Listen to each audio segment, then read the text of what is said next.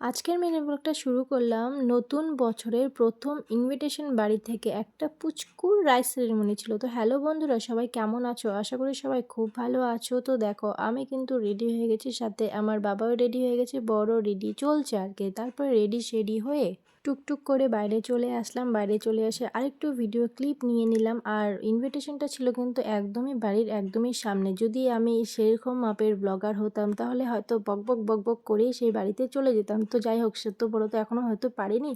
তো দেখো, যার জন্য এসেছে সেই বাবুটা ঘুমাচ্ছে, আর এই হচ্ছে আমার পুচকু। তারপরে দেখো ফুচকা, সেটা তো খেতেই হবে তাই না? প্রথমে আমি খেয়ে নিলাম, তারপরে আমার বর খেয়ে নিল। ফুচকা টুচকা খাওয়ার পর সবার সাথে একটু গল্প টল্প করে তারপরে আমরা চলে গেলাম কোথায়? খাবার টেবিলে। হ্যাঁ, খেতেও তো হবে তাই না? অনেকটা রাতও তো হয়ে গেল তাই না? এবার খাওয়া দাওয়া করে তো বাড়িও যেতে হবে।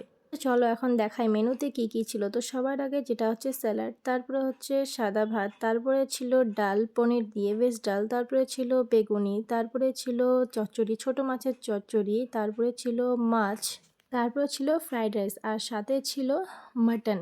এই নানা শেষ না, আরও আছে। তার সাথে ছিল চাটনি আর মিষ্টি। তারপরে খাওয়া দাওয়া করে রাত্রে বাড়িতে আসতে আসতে এখন দেখো প্রায় 12টা 5 বাজে। এখন আমি আমার বাবাকে ঘুম পাড়িয়ে দিয়েছি, আর ঘুম পাড়িয়ে দেখো আমি এইভাবেই আছি, কারণ একটু ভিডিও করব বলে। আজকের মতো ব্লগটা এতটুকুই, টাটা।